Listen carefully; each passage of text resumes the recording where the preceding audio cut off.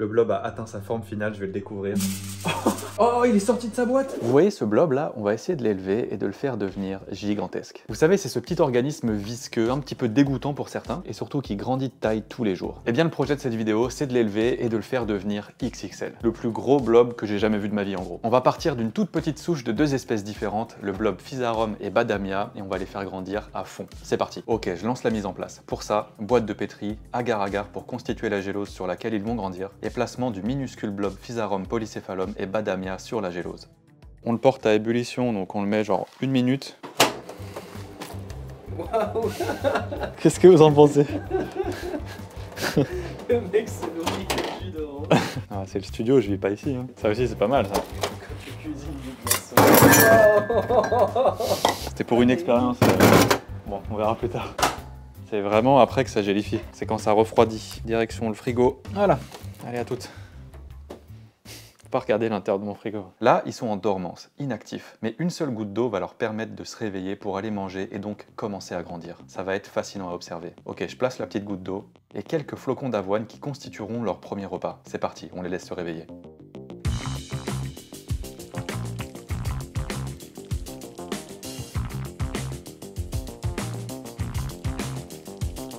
Ok, je vous explique comment on va procéder, vous allez voir, c'est assez simple. D'ailleurs, vous avez vu comment le blob s'est réveillé, c'est magnifique comment il déploie son réseau comme ça, j'adore. Donc ces petits bonhommes, on va les surveiller tous les jours. Tous les jours, je vais leur donner à manger pour qu'ils grandissent. Et tous les jours, ils devraient plus ou moins doubler leur taille. Ça va être génial à suivre. Donc toutes les 24 à 48 heures, une fois qu'il aura complètement recouvert sa nourriture, eh bien je le changerai de boîte de pétri et de gélose. Ça veut dire que je préparerai un nouveau substrat tous les jours, substrat sur lequel il grandira de nouveau. On démarre donc d'un être de cette taille qui va aller dans cette boîte, qui va ensuite dans une boîte un peu plus grande, puis un peu plus grande, et une fois de plus un peu plus grande. Et après tout ça, on va le remettre dans une boîte encore plus grande. Le blob Physarum polycéphalum qu'on élève vient du kit Blob Shop et Dr Nozman, que vous pouvez vous procurer dans un des packs de précommande de ma BD scientifique Fractal. Cette BD est toujours disponible en précommande. Si vous nous aidez là-dessus, ce serait vraiment incroyable. On fait cette BD avec une équipe vraiment superbe. Le site c'est fractal-bd.fr, et dans un des kits de précommande, vous avez un kit pour élever votre propre blob. Le blob à l'intérieur, il est en dormance, c'est une sclérote, donc il suffit juste de le réveiller et paf, il va se répandre. Vous avez évidemment à l'intérieur tous les petits outils qu'il faut pour bien l'élever, normal. Donc n'hésitez pas pour Fractal, c'est dans la description. Pour cette vidéo, j'élève donc Physarum polycéphalum, le fameux blob du kit que je viens de vous montrer. Mais également une autre espèce qui lui ressemble, Badamia. Les deux grandissent vraiment super vite, c'est impressionnant, perso je sais pas lequel je préfère. Je vais profiter du temps de développement de mon blog pour répondre à quelques-unes de vos questions. Je vous ai demandé sur Instagram de me poser des questions, il y en a eu pas mal, voici les réponses. Quand est-ce que tu as commencé à vraiment être passionné de la science? Je pense que c'est quand j'ai commencé à faire des vidéos de vulgarisation scientifique. Par contre, j'ai toujours été ultra curieux, je pense que c'est ça le moteur numéro 1 de ce que je fais, c'est la curiosité, essayer de comprendre comment fonctionnent les choses. Donc je pense que cette curiosité, ça remonte à vraiment depuis l'enfance en fait, et puis la passion des sciences, c'est vraiment une quinzaine d'années. Vrai ou faux? Vrai ou faux, c'était bien hein? Il n'y en a plus pour l'instant. Comment as-tu trouvé un illustrateur? Je pense que tu parles donc de notre BD Fractal. Comment on a trouvé les illustrateurs? Alors déjà, regarde, ici il y a écrit Picard, tu vois. En fait, c'est Nicolas, c'est la personne avec qui je travaille, une personne de l'équipe, qui fait notamment les illustrations, certaines animations qui sont dessinées, etc., du montage. Par le passé, il a fait aussi de l'écriture un petit peu pour la chaîne. Et donc, cette personne est déjà illustrateur et connaît pas mal de monde dans le game. On est parti déjà de base avec lui, et ensuite, avec ses bons conseils, on a trouvé d'autres personnes avec qui travailler, notamment Lucie Arnoux, Corentin Duval qu'on connaît depuis longtemps, et Max Sandon. Donc voilà, des personnes très talentueuses, et c'est comme ça qu'on peut faire notre BD Fractal. Allez, checker ça. Force à toi pour la calvasse, on est ensemble. Foiré, va.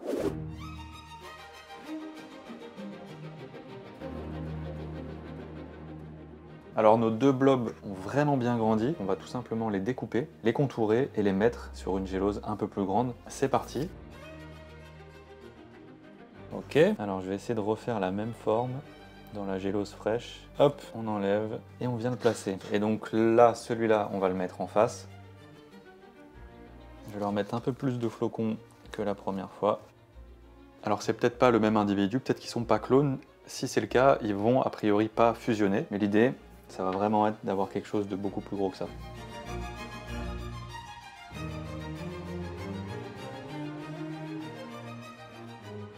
Petit point, à 48 heures de développement, le blob se comporte super bien, il va très très bien, et surtout il se développe parfaitement, donc c'est la première fois que j'ai un blob aussi gros, c'est cool. Et je pense que ce soir, on va procéder à son nouvel emplacement, donc on va lui faire une nouvelle gélose et il va pouvoir se développer encore plus, on continue l'expérience.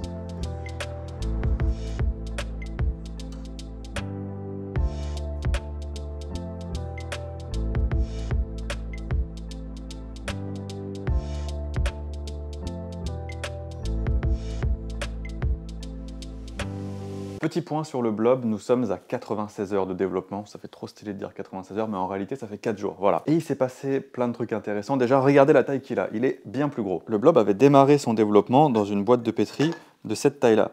Donc on passe quand même de cette boîte à celle-ci, qui est donc bien plus grosse. Dis-nous une anecdote gênante de ta vie perso. Waouh, il y en a plein, hein. Ah ouais, j'ai une anecdote pas mal gênante. On va dire il y a une dizaine d'années. C'est l'histoire de pourquoi j'ai une tête d'œuf sur mon ancienne carte d'identité que je me suis trimballé pendant 10 ans et d'ailleurs sur mon passeport aussi. J'avais vu un pas de danse dans une vidéo sur internet que je trouvais vraiment marrant, mais je sais pas danser, hein, vraiment je suis une quiche et tout. Mais je sais pas, je le trouvais trop bien, je vais essayer de le refaire, tiens. En gros, c'était un pas où tu sautais et tu tournais, tu devais tourner les pieds et tu remettais comme ça. C'est vraiment naze, hein, c'est pas grand chose. Mais le truc, c'est que je l'avais fait dans la cave de la maison où j'habitais en Bretagne. Le problème, c'est que la hauteur sous plafond de la cave, c'était 1,75 m. Deuxième problème, je fais 1,78 m. Je sais pas si tu vois un petit peu le cheminement. Donc je saute, je m'éclate la tête sur une poutre, KO, technique, je suis par terre, couché, j'ai dû me réveiller quelques minutes après. Et le truc c'est que le lendemain, j'ai fait ma photo d'identité pour mon passeport, ma carte d'identité et tout. Et voilà, la gueule que j'avais. Vraiment, on peut voir une espèce de proéminence sur le crâne. Et donc je me suis trimballé cet énorme boss pendant plusieurs semaines, il y avait de l'eau dedans, c'était gonflé, c'était trop bizarre. Bref, quand as-tu commencé le projet Fractal? Eh ben ce projet Fractal, on l'a démarré il y a environ un petit peu moins d'1 an, je dirais. Ensuite on s'est mis à trouver les bonnes personnes avec qui travailler, les illustrateurs, illustratrices, etc. Et puis ensuite on a commencé. Et là ça avance vraiment bien, on a choisi le papier avec lequel avancer, on a des gros tirages des planches, c'est génial de voir l'avancement, c'est super de pouvoir faire vivre ce truc avec vous. Et voilà, question suivante bien sûr. Ton objet scientifique préféré le moins cher? Alors écoute, laisse-moi te montrer un truc pas cher que j'aime bien. C'est le Hyper Whistle et bon, je le classe dans les objets scientifiques parce que il a une conception pensée pour faire le plus de bruit possible et donc ça c'est le sifflet qui fait le plus de bruit au monde. C'est infernal, hein. Là je trouve pas fort mais j'avais fait une vidéo dessus d'ailleurs. Ah voilà. Là, je suis monté à 128 décibels. Donc voilà, ce serait peut-être celui-là. J'aime bien les trucs loufoques comme ça. Vous serez d'accord pour dire, je pense, qu'il y a une belle amélioration, il y a un beau développement. Je peux mettre une photo ici de ce à quoi il ressemblait à la toute base quand il était en sclérote, en dormance. Et maintenant, voici à quoi il ressemble. Ce qu'on peut noter d'intéressant, je ne sais pas si ça va bien se voir en timelapse parce qu'on lui laisse un petit peu d'obscurité. Je sais qu'ils sont pas forcément fans d'avoir tout le temps un max de lumière dans la tronche. Donc la nuit, malheureusement, on ne peut pas suivre ses déplacements. Et je sais qu'hier, il était un petit peu fractionné en plusieurs endroits comme ça. Et cette nuit, eh ben, il s'est rassemblé pour faire cette grosse masse de blob. Il est passé d'un être un petit peu dispersé comme ça à quelque chose de totalement fusionné. Et ça, c'est vraiment stylé. Ce qui est fou, c'est que ces organismes sont capables de fusionner. On le voit ici, on en a un qui a fusionné. Pour Badamia et pour Physarum, j'avais plusieurs échantillons distincts qui se sont développés et qui ont fini par fusionner pour donner un seul et même être. C'est fou. En fait, lorsque ces deux organismes composés d'une unique cellule et d'innombrables noyaux se trouvent l'un à côté de l'autre, eh bien ils peuvent se rapprocher jusqu'à ce que leurs membranes se touchent. Par contre, la fusion fonctionne uniquement s'ils sont génétiquement identiques. Et ensuite, environ 1 heure après, c'est carrément leurs réseaux veineux qui vont se connecter. Des étapes qui vont permettre au liquide intracellulaire ou cytoplasme des deux blobs de se mélanger. Et hop, ils ne feront plus qu'un. Alors par contre, comment ils font pour se repérer? Parce qu'ils n'ont pas d'yeux. En fait, dès qu'un blob se met à manger de la nourriture, il défecte du calcium dans son environnement. C'est ce signal chimique qui lui permet d'attirer d'autres blobs qui seraient à proximité et dispo pour fusionner. D'ailleurs, au bout de 3 heures de fusion, ils sont carrément capables de se transmettre, tenez-vous bien, des apprentissages. En fait, en échangeant des molécules via le cytoplasme avec un jeune blob, eh bien un vieux blob peut même rajeunir. C'est fou. J'insiste vraiment, ça ne marche que s'ils sont génétiquement identiques. Pas de la même espèce, hein, mais bien de la même souche. Car même si une même souche est l'équivalent d'un seul et même individu, et ben dans le monde merveilleux des blobs, si un seul individu est coupé en plein de morceaux, c'est pas un problème pour lui. C'est des morceaux qui peuvent à nouveau fusionner après avoir réussi plusieurs étapes de reconnaissance. D'abord la reconnaissance membranaire qui dépend de plusieurs gènes, encore non identifiés d'ailleurs, et ensuite, une fois que leur membrane s'est ouverte, d'encore d'une autre série de 5 gènes. Alors parfois, il y a des petites exceptions quand même. En fait, deux blobs génétiquement proches mais pas forcément identiques peuvent parfois fusionner. C'est rare, mais ça a déjà été observé. Bon, par contre, ça fait aussi en sorte qu'un des deux blobs mange l'autre, en gros, et le tue donc. Moins cool. Nouvelle gélose. Pour ça, agar-agar, c'est parti. 200 ml d'eau, on mélange. Relâcheras-tu un jour ton blob en pleine nature? Non, je vais pas faire ça. Je vais le garder avec moi. Le but, c'est de le rendre giga balèze. On va voir si on y arrive, mais le relâcher dans la nature, pas une bonne idée. D'ailleurs, pour tous ces bons conseils là, de gélose, de découper autour, de mettre des flocons d'avoine à tel ou tel endroit, quand renouveler sa gélose, je me suis vraiment aidé et appuyé de l'énorme documentation d'Audrey Dussutour. Donc je mets tout ça en description, mais vraiment merci à elle. C'est la boss du game des blobs, c'est hallucinant. Donc merci à toi encore une fois pour l'aide, déjà pour les questions qu'on t'a posées pour cette vidéo, et puis même pour toute la documentation que tu as pu fournir sur internet, c'est incroyable. Donc voilà, allez suivre ça si vous voulez élever votre blob. Est-ce que tu pourrais expliquer comment tu fais tes dioramas? Je fais des vidéos où je présente vraiment étape par étape comment je l'ai fait, mais par contre, je peux encore relier un truc à la BD. On va sélectionner une personne au hasard parmi toutes les précommandes pour gagner mon premier nano-diorama que j'ai fait, je vous les montre. Ils sont tous ici. Voilà, paf, il y a toutes les vidéos d'ailleurs sur mon Insta de la fabrication, de la création, avec le dernier ici, qui représente plus une planète volcanique avec une carte. Et celui-ci, le premier que j'ai fait ever, sera à remporter par une personne au hasard. Est-ce que ça va aujourd'hui ? Je sors de quelques semaines assez hardcore, pour être assez honnête avec vous. C'est pas tout le temps facile en ce moment, mais ça va. J'essaye toujours de travailler tous les jours, de faire des vidéos, du montage, de l'écriture, tous les jours avec l'équipe. J'ai la chance d'avoir une équipe incroyable avec moi, autour de moi, tous les jours. Donc ça, c'est la plus grande chance que je puisse avoir. Je sais pas pourquoi je suis hyper mal cadré là, mais c'est la FAQ bizarre. Je vais me mettre encore pire comme ça. C'est vrai que ces dernières semaines ont été un peu complexes, moralement, psychologiquement, physiquement. Mais pour être honnête avec toi, ça va, quand même ça va, c'est plutôt pas mal. Je pense que la gélose est prête, on va voir. Aïe.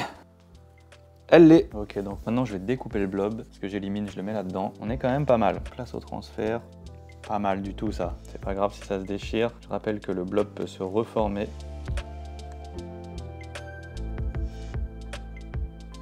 Je l'ai redécalé dans un coin, maintenant l'idée ça va être de mettre plein de flocons ici. Ok, on n'est pas trop mal, c'est toujours une étape un peu stressante pour moi, le fait de le déplacer de gélose. Je sais pas pourquoi j'ai peur de le tuer en fait, même si il faut vraiment que je me souvienne que le fait de le couper, eh ben, ça lui pose pas de problème en fait. Il peut se redévelopper ailleurs, c'est pas un souci. Maintenant tout va bien, on redémarre un timelapse, c'est parti.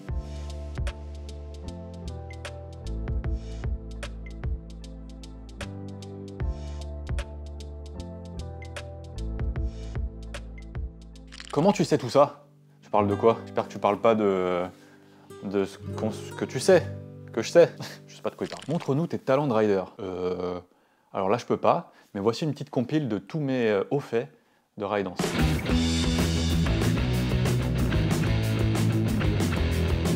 Attends, j'ai un appel. Allô? Le nouveau programme TEDM est mis en place dans votre région. J'en peux plus, arrêtez ça. Tu devais pas te marier, mon chouchou? Je me souviens d'une vidéo de fiançailles. Waouh, carrément ça devient très intime là. C'est vrai que je suis fiancé, on peut le dire, mais je suis fiancé depuis très longtemps. Alors on n'a pas beaucoup de temps pour s'y pencher. Ça devient très intime là, waouh, c'est dingue. Je suis toujours avec cette personne, la meilleure personne de l'univers bien sûr. Ça va faire 15 ans, vous vous rendez compte? Je te passe une dédicace à cette personne. Elle se reconnaîtra bien sûr. Je suis gêné. Est-ce que tu as vraiment détesté un moment dans ton job? Ça, c'est vraiment une bonne question. La majeure partie du boulot est géniale, c'est super enrichissant, etc. Mais par exemple, en ce moment, il y a un truc qui me demande mais tellement de plus en plus de charge mentale et je sais pas pourquoi, c'est de plus en plus dur à faire, c'est les miniatures YouTube. Je bloque de plus en plus là-dessus. C'est pour ça que des fois, je fais appel à des sondages sur Instagram, etc. pour avoir un avis. Avant, c'était assez instinctif et maintenant, je sais pas pourquoi cette tâche-là précisément devient de plus en plus dure. Elle est pas nécessairement chiante ou ennuyeuse ou quoi, c'est passionnant parce que j'adore faire ça justement, mais ça devient de plus en plus dur, je ne sais pas pourquoi. Est-ce que ta BD sera disponible à la Fnac? Alors oui, elle le sera, elle sera disponible chez tous les revendeurs comme ça classiques, mais ce sera donc à sa sortie, donc en septembre 2024. Pour l'instant, les personnes qui soutenaient le projet maintenant, pendant la précommande, vous recevrez la BD en juin 2024 et la sortie boutique sera en septembre 2024. Vous faites que YouTube ou un autre métier? Que YouTube! Jour 5, la lumière est dégueulasse, désolé. On est le soir et je vais lui préparer une nouvelle gélose. C'est bien parce que là, il commence vraiment à bien grandir. On y va. J'ai mes 200 ml d'eau, 2 petites cuillerées d'agar-agar. On mélange bien le tout. On porte ça à ébullition et c'est bon. En attendant, je peux procéder à la découpe. Ça, je commence à devenir bon, ça y est. Tout ça, ça dégage. Et ça y est, il a envahi plus de la moitié de la grosse boîte de pétri.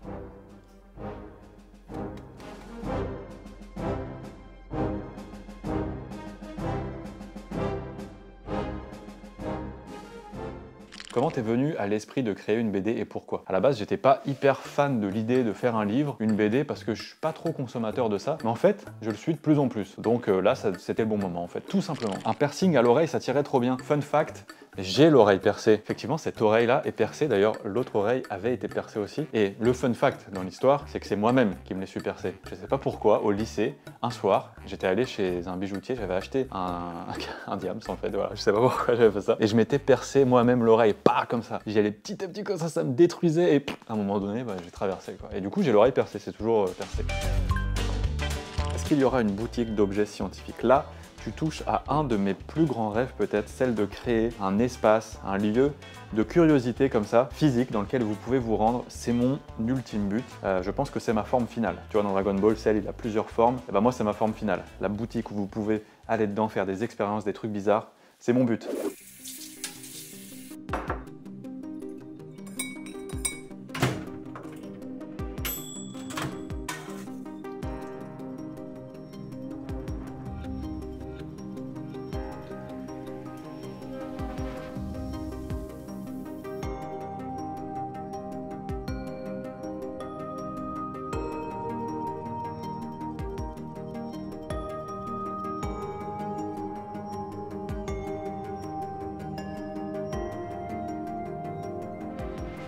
Bon là je pars 4 jours à Londres, donc je laisse le blob à un membre de l'équipe. Il habite pas à la campagne, mais presque. Il va bien s'en occuper. À très bientôt petit blob.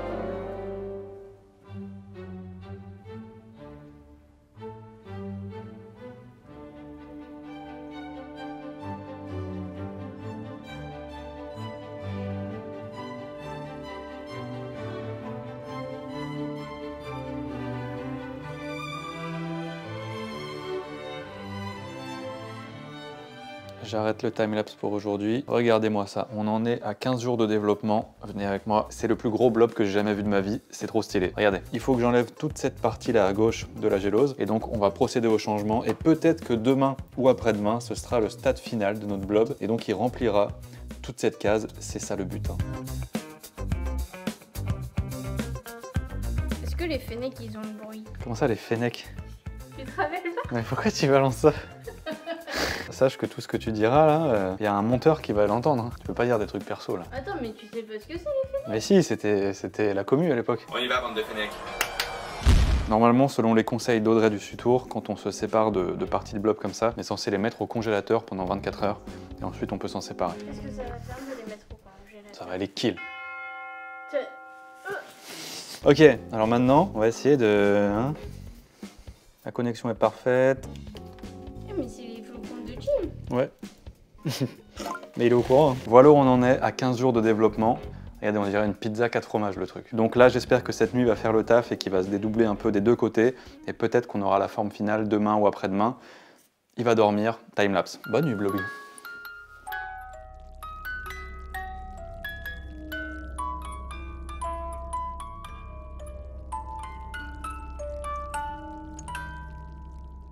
Le blob a atteint sa forme finale, je vais le découvrir. Oh, il est sorti de sa boîte! Il est tellement grand qu'il est sorti de sa boîte. Regardez! Il est carrément sorti par ici. Waouh! Oh la galette! La bonne nouvelle, c'est qu'on a atteint l'objectif de faire un blob XXL. La mauvaise, c'est qu'il commence à sortir de sa boîte. Je pense qu'on peut dire que notre expérience est terminée. On a notre blob XXL, regardez-le, il est vraiment énorme. Je l'ai mesuré, il fait 30 cm sur 27. Je vous rappelle qu'on part vraiment d'une souche qui fait 1 cm et on arrive à cette taille-là. Et cette nuit, il a carrément commencé à essayer de sortir ici. Et il est même allé sur cette petite protection en alu qu'on avait mis. C'est la fin de notre expérience, notre blob XXL est juste ici. On va en prélever une petite quantité qu'on va venir mettre sur ce papier buvard. Et une fois qu'il aura un petit peu cherché son chemin et qu'il trouvera pas de nourriture et qu'il trouvera rien pour sa survie, eh bien il va se remettre en sclérote, donc en dormance. Et le reste de son être, on va s'en débarrasser, mais on va pas le tuer. C'est ça qui est bien. Une fois qu'il sera là-dessus en sclérote, on va le mettre dans un cadre, en décoration. Ce sera le blob. C'est trop cool en tout cas. Là, la seule différence que je peux observer aussi vis-à-vis de toute la phase de développement qu'on a faite, il a une tronche un petit peu différente, on dirait un petit peu qu'il est sec. Et je pense que la raison, c'est dû au fait que là, il est vraiment en train de chercher de la nourriture. Il a cherché à partir, il revient, enfin vraiment il cherche. On va le transvaser une petite partie juste ici pour vraiment finir à 100% notre expérience. Alors l'idée pour cette fin de projet, c'est de récupérer 5 petits échantillons de cette taille-là, de les disposer à tous les coins et au milieu de cette feuille, et ensuite on va voir s'ils vont tous aller un petit peu au milieu, ou en tout cas le dessin qu'ils vont tracer, et c'est là où ils vont devenir de la sclérote petit à petit. On va partir à cet endroit-là. Et de une, je vous rappelle évidemment que ça lui fait pas mal du tout, hein. Et surtout comme tout ça c'est le même individu, et ben ils pourront fusionner, il n'y aura pas de problème. Pour combien tu bois un coup? On dirait aussi des cocktails. Ouais, un petit cocktail avec du sucre, petit Virgin Morito. Tu dresses un plat en fait. C'est ça, Top Chef.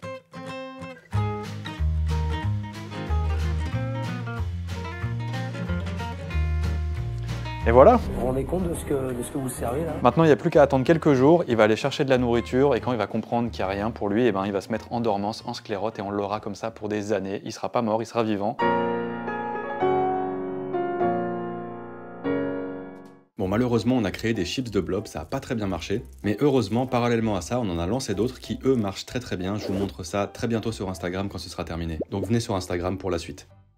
Si jamais vous voulez vous débarrasser d'un blob, il faut pas du tout le jeter dans la poubelle ou quoi que ce soit, ça pourrait faire des petits problèmes. En fait, il faut simplement le mettre au congélateur pendant 24 heures et de cette façon, vous allez littéralement le tuer en fait. On aurait dû faire venir Esteban pour qu'il écoute. Esteban, j'ai un premier truc à te faire tester, il s'appelle le durian.